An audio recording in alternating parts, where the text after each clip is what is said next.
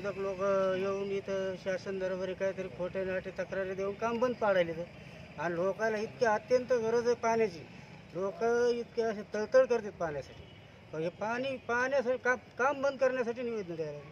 आमचं एकच म्हणणं आहे बाबा की जलजीवनचं काम लवकरात लवकर चालू करून गावाला पाण्याचा स्रोत चालू करण्यात यावं अशी आमची मागणी. जलजीवनचं काम आता विहीर पूर्ण झाली, गंगावरून पाईपलाईन आली आहे, जिथं फिल्टर होणार आहे तिथं फिल्टरचं फाउंडेशन झालं आहे. फिल्टरच्या फाउंडेशनपासून छोटेवाडीच्या टाकीपर्यंत पाईपलाईन गेली, रामनगरच्या टाकीपर्यंत पूर्ण झाली. म्हणजे जवळजवळ 75% काम पूर्ण झाले.